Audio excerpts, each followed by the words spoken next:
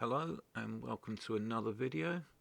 Today we're going to be showing you footage of a mock test that was completed around one of the Maybush test routes.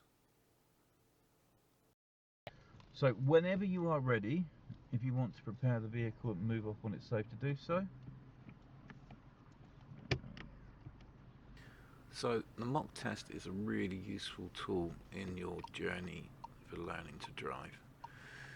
It provides us with a really good opportunity to allow you to drive fully independently, and this may be your first experience of doing so. It also allows us to replicate the conditions that you would be experiencing in a test, so that you're a little bit more aware of what to expect on the day. After 100 yards, turn right at Brownhill Road.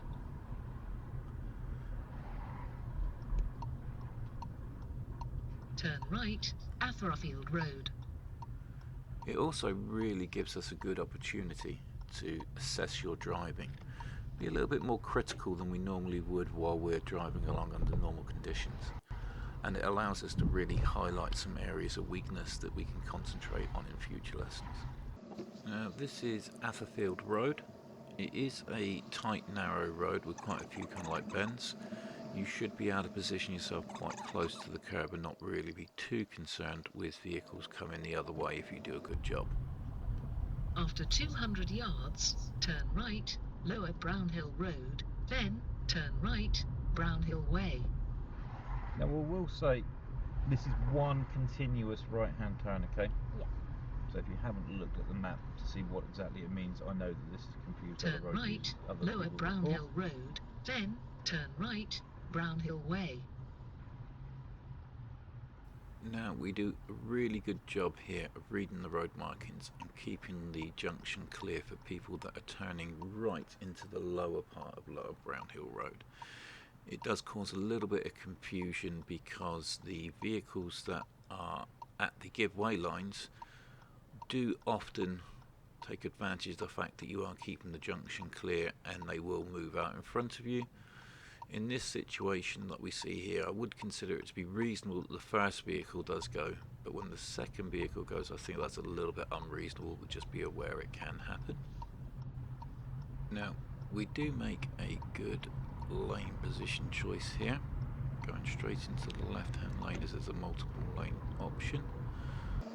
But one thing we don't do as well as we should do is we didn't pay attention to the speed limit. This is actually a 40-mile-per-hour stretch once you turn off Lower Brownhill Road, and we didn't really progress our speed up enough there, so being critical, I did give a minor fault. After 200 yards, go right on the roundabout, third exit, Lawrence Hill Centre West. Go right on the roundabout, third exit, Lawrence Hill Centre West. Very minor thing here, we did a very good job of changing lanes at an appropriate time going up the hill, using the correct sequence, mirror signal manoeuvre. For some reason we cancelled the indicator before we got to the junction when there wasn't really a need, which means whilst our position is correct, we're not fully communicating with other users of the roundabout. Take the exit, Lawrence Hill Centre West, then cross the roundabout, second exit.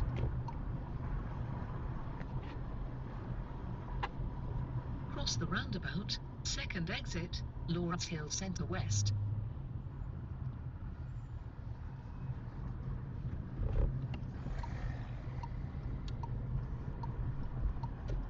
So by looking at all the analytics, it seems that most of the people that watch my videos, whether for the first time or returning, aren't subscribers. So if you could please remember to like the video and subscribe to the channel, it really does help us grow and lets me know the type of things that you're actually interested in as well. Remember here on Olive Road to get really close to the left hand side by the entrance to Hollyoak Road to enable you to see more clearly around the right hand bend and see if any vehicles are oncoming, as they will have to be travelling in the middle of the road. I'm doing. Well, I was just checking the window, but I was a bit close to the car. I can't see what you're writing anyway. After 200 yards, cross the roundabout, first exit, Coxford Road. Now I am using TomTom Go here. It should accurately mimic the same information that you're getting from the TomToms used by the Cross the examiners. roundabout, first exit, Coxford Road. But it does get a little bit confused here that it's only really telling you about one roundabout. I don't think there's really a problem with indicating left on the first roundabout, which you're following the road ahead. It shouldn't really cause anyone confusion and shouldn't be a problem on the test either. Best practice will always be to try to use a combination of the audible cues, the visual cues from the sat-nav, and also what you actually see on the road ahead for planning your journey and decision making.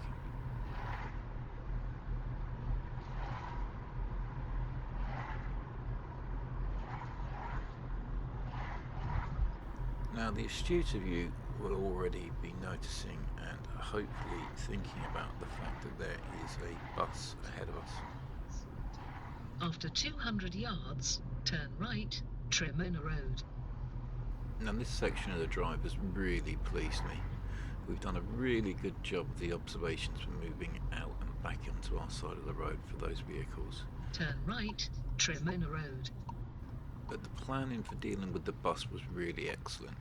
We're taking up a really very good hold-back position, not getting too close to the bus and positioning ourselves more to the right-hand side of our lane so that we can clearly see down the road.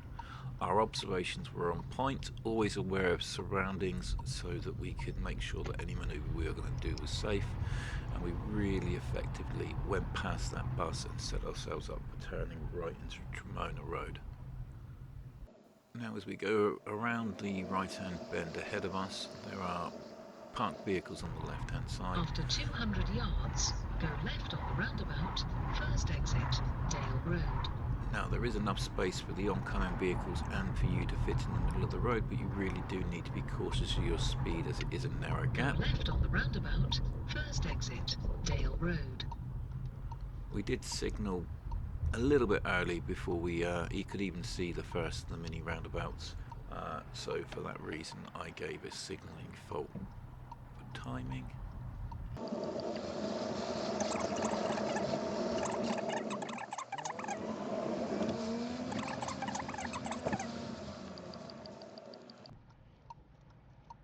So whilst we're in this position,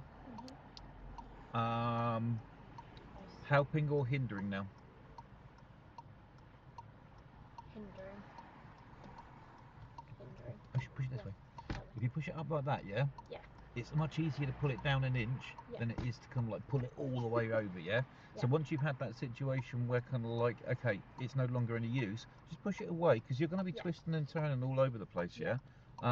Push it up, it will be out of your way, but much easier for you to bring back into a position if you need it in an emergency, yeah?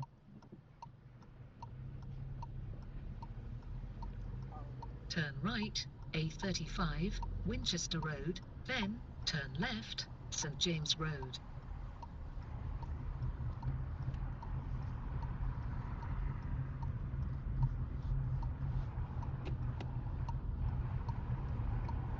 Turn left, St James Road. What's the picture now?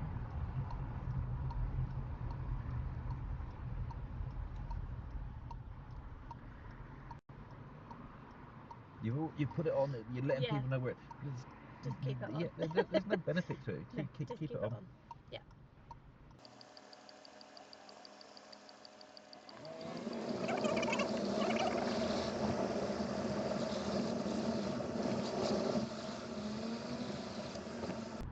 After 200 yards, turn right, Shirley Avenue.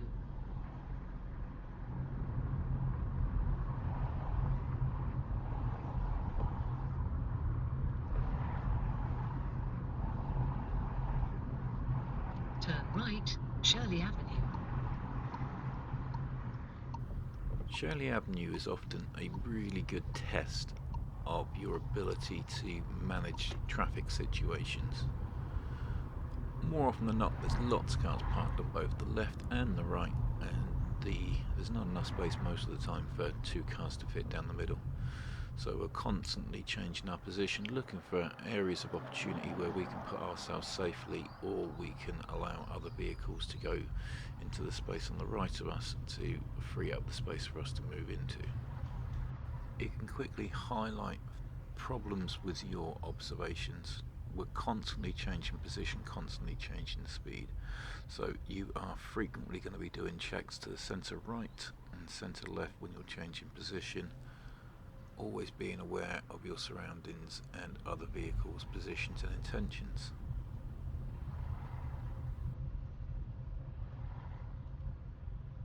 Here's a really good example of how to take advantage of quite a small space. We reduce our speed quite low so that we've got time to do all the required steering. But if you notice, we didn't just get out the way. The steering also involved preparing for moving out of the gap as efficiently as possible by steering to the right before we came to a full stop, so that as soon as we start moving forward, the car is already going back into the middle of the road.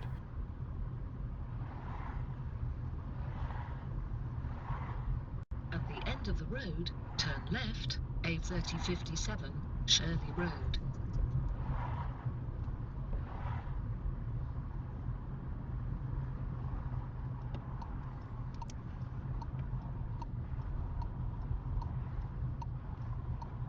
Turn left, A3057, Shirley Road. Here we show ourselves to be a really considerate driver as well. We're already slowing down, so our actions aren't going to be confused by anyone that may be behind us, but we're very aware of the pedestrians that are wanting to cross the road, so it's very simple for us to just bring ourselves to a stop before we get to the giveaway line, make other people's lives easier, and it doesn't really cost us very much in terms of time either. This will reflect very well on you, given the overall impression that you're a driver that's not just thinking about what you need to do, but how your actions can affect other road users, and how your actions can also help other people in the local area.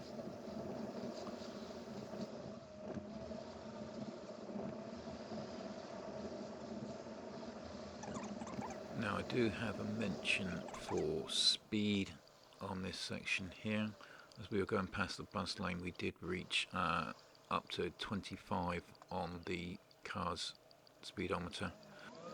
I marked it as a minor fault partly because of the fact that the situation with the road potentially was what caused her to slow down, rather than her noticing the speed that she was driving at. Now this isn't always the best road to do this, but if you do spot a space that is safe, convenient and legal to stop in, I would like you to do so, please.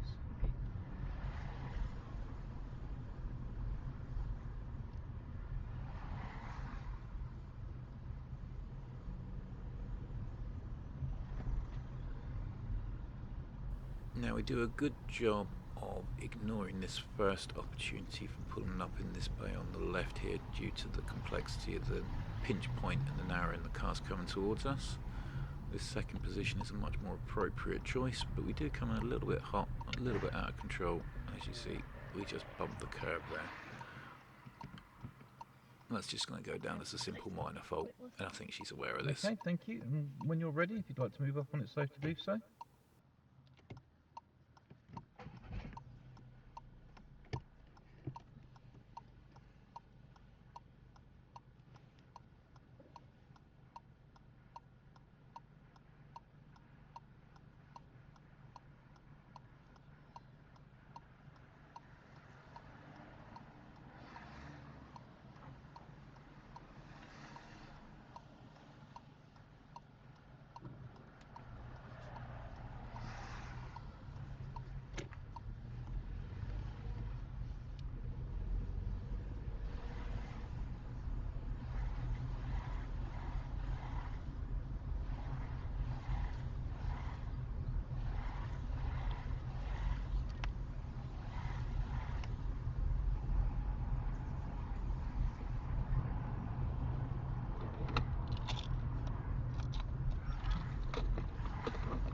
So once again, we do have a little bit of an issue here with speed.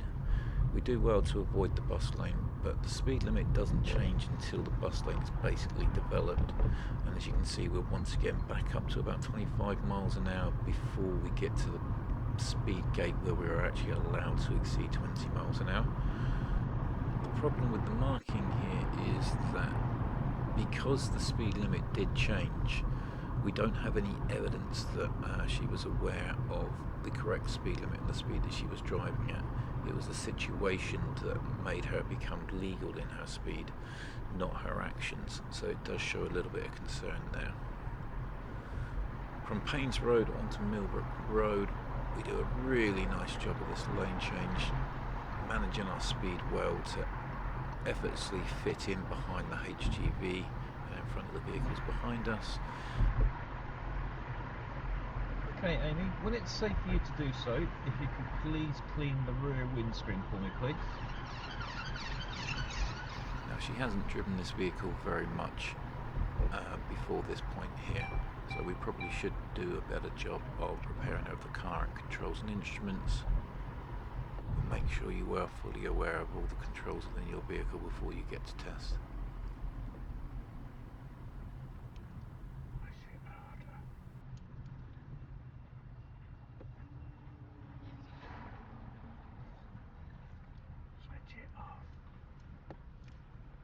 Thank you.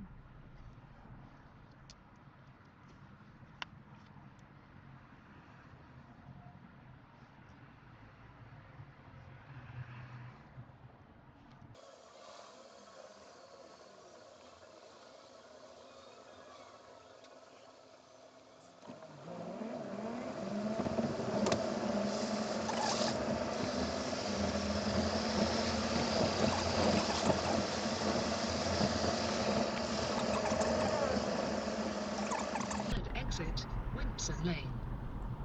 We are heading up to Millbrook Roundabout here, and it is a roundabout that causes people a lot of concern, but it's actually quite simple when you know a couple of simple tricks. Third exit Wimpson Lane. The first one in this situation is a little bit of local knowledge. As you exit Millbrook Road, you have two lanes on the slip road exit, and it's not very well signposted at this point, so you basically need to ignore that situation and stay in the left-hand lane, because once you go past the first set of traffic lights and it changes to 3 lanes, you want to be in the middle lane. If you noticed just before we came to a stop, both the middle and the right-hand lane had A35 as one of the roads that they could join. The A35 from this entrance here is actually the 4th exit right, so you can go all the way around to the right hand side of the roundabout via the middle lane, and it will just make your life a lot easier. Take the exit Wimpson Lane, then cross the roundabout, first exit. Now, we had a discussion in the briefing afterwards. Amy was concerned that she didn't do the right thing on these 2 traffic lights. They both changed to amber and then to red as she was getting very, very close to them. And on the first one she decided to go through, and on the second one she decided to stop quite abruptly. She felt that she didn't make the right decisions here. Personally, I was actually very pleased with both of her choices. On the first one, it was clear and obvious that there were vehicles behind us that were too close to us, and it would have been dangerous for us to have been able to stop at that red light. The second one, the situation was different. The vehicles hadn't moved off from the previous traffic light, so there was not really anyone behind us, so it was very safe for us to be able to stop without causing ourselves or anyone else any danger.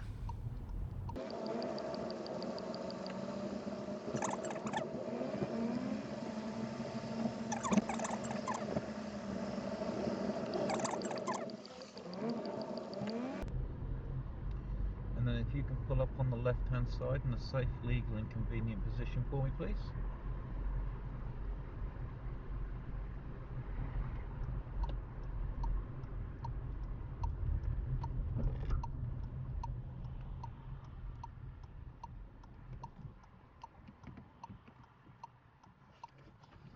Get used to it eventually, it not being there. Okay, and when it's safe to do so, if you'd like to move up again, please.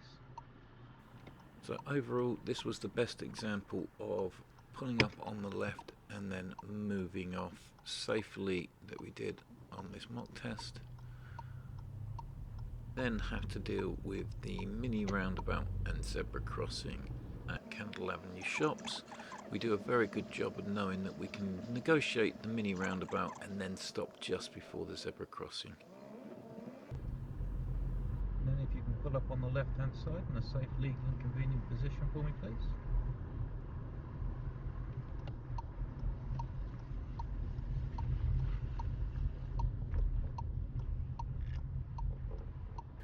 Now for our final pull-up, we do a very good job of selecting an appropriate location and stopping the Thank car. you. And when you're ready, if you'd like to move off and it's safe to do so.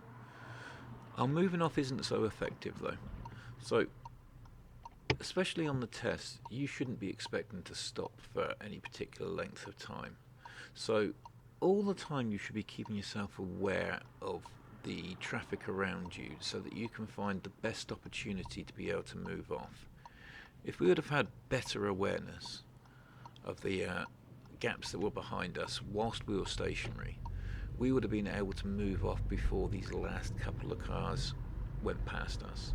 In this situation, there was evidence that they were made to slow down unnecessarily. If we would have moved off earlier, it wouldn't have been an issue. So we did have a minor fault recorded on that one, and it was a topic of future lessons.